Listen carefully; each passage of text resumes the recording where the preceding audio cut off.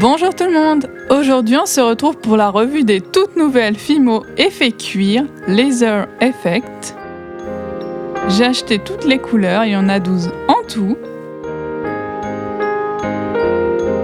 Donc il y a le ivoire numéro 29, le noir numéro 909, le gorge de pigeon numéro 809, le noisette numéro 779, le rouille numéro 749, le olive numéro 519, le lagon numéro 369, le indigo numéro 309, le safran numéro 109, le ocre numéro 179, le baie numéro 229, la couleur pastèque numéro 249. Donc voici toutes les 12 couleurs réunies. Donc on voit qu'elles sont légèrement texturées sur le paquet. Donc on va commencer, je voulais faire une petite ATC. Donc je commence par prendre la couleur gris gorge de pigeon que je viens étaler au rouleau, donc pas trop finement.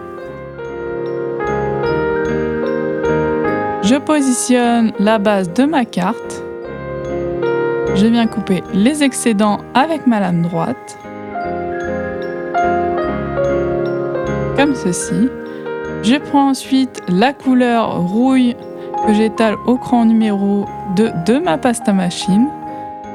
Puis je positionne des ailes de papillon, donc un patron d'ailes. Je coupe la forme de mes ailes. Puis je prends le noir, numéro 909. Je forme des boudins que je mets tout autour des ailes. Je viens appuyer pour bien fixer le tout. Je prends mon rouleau pour souder et que ce soit à la même épaisseur. Je fais pareil pour l'autre.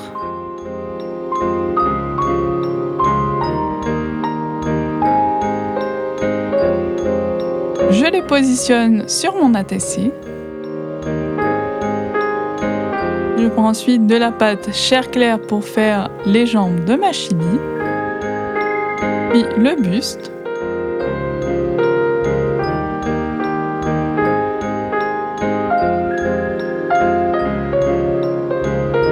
Je prends ensuite la pâte noisette que je viens mettre en forme de botte, comme ceci.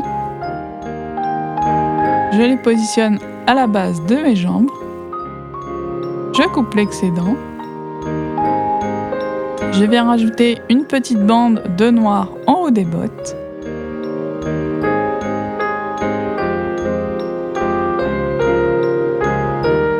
Je fais pareil pour l'autre. Puis au niveau du buste, je rajoute en blanc la culotte. Donc un triangle de pâte blanche. Je viens étaler finement une bande de pâte rouille.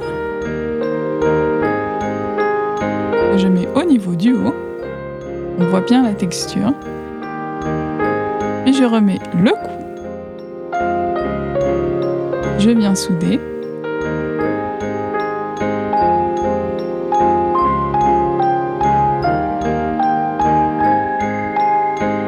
Je positionne le buste, puis les jambes.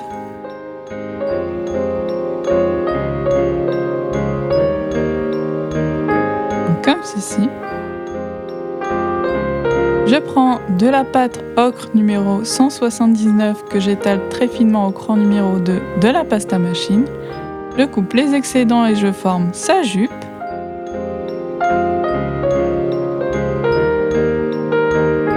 Je la positionne et je viens souder avec mon aiguille. Puis je mets une petite bande de pâte or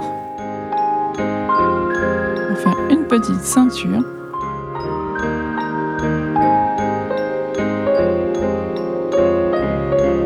Je fais 2 boudins pour les bras.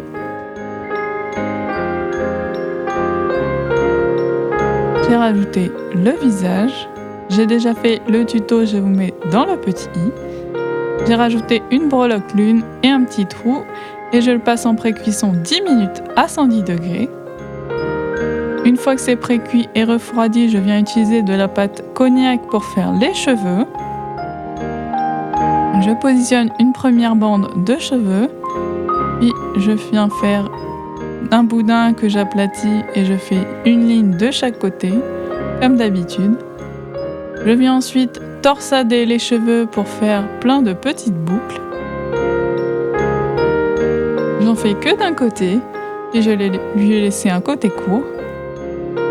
Je reprends de la pâte ocre que j'étale finement au doigt. Je viens faire une forme un peu de moustache pour faire le nœud. Je rabats les deux extrémités au milieu.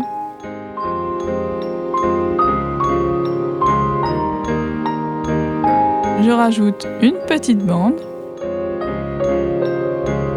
Voilà pour le nœud. Je le positionne dans ses cheveux.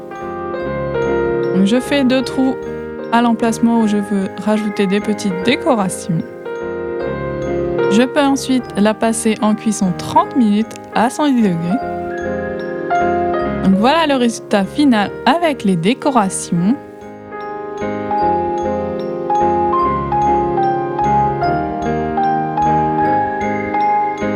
Donc mon avis sur cette pâte est fait cuire.